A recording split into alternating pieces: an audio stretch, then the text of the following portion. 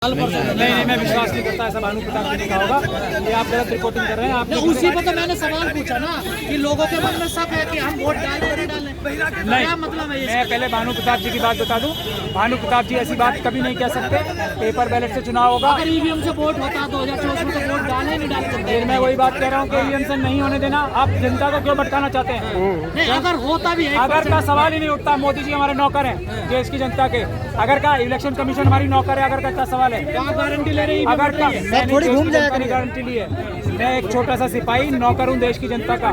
मैं आने वाले समय में मैं जीतने में विश्वास रखता हूँ देश की जनता में। तो कंफ्यूजन है ना, देखिए कोई कंफ्यूजन नहीं है जनता में। पेपर बैलेट से चुनाव कराना चाहती है जनता। और कोई मुसीबत आती है, कोई पहाड़ गिर जाता है तो तब की तब सोची जाती है। आज तो ईवीएम से चुनाव नहीं होगा, पेपर बैलेट से चुनाव होगा। किसी की औकात नहीं, हिम्मत नहीं है जो पेपर बैलेट से चुनाव। रास्ता बैलेट पर कैसे चुनाव होगा? अरे मैं आपको ऐलान किया, बताइए। ऐलान की बात ही नहीं है ना। पेपर बैलेट से ही चुनाव होता है, ये कानून है।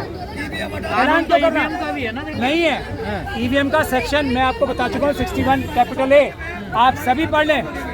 ईवीएम का चुनाव कराने का कोई प्रावधान नहीं है। पेपर बैलेट से चुनाव कराने का प्रावधान है। जहां कहीं एक दो कॉन्स्टिट्यूएंसी में ये लिखा हुआ है 61A में, कहीं इलेक्शन कमीशन को ऐसा लगता है कि यहाँ पे पेपर बैलेट से चुनाव नहीं कराना चाहिए, वहां पर ही सिर्फ ईवीएम से चुनाव कराया जा सकता है। प्रावधान ही नहीं है।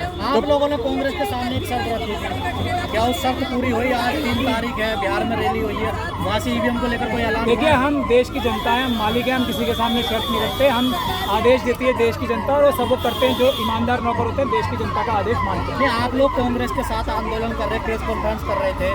भानु प्रताप जी ने शर्त रखी थी कि वो गांधी मैदान में जो रैली हो रही है वहाँ से ऐलान हो, कांग्रेस ऐलान करे कि ईवीएम बैन होनी चाहिए।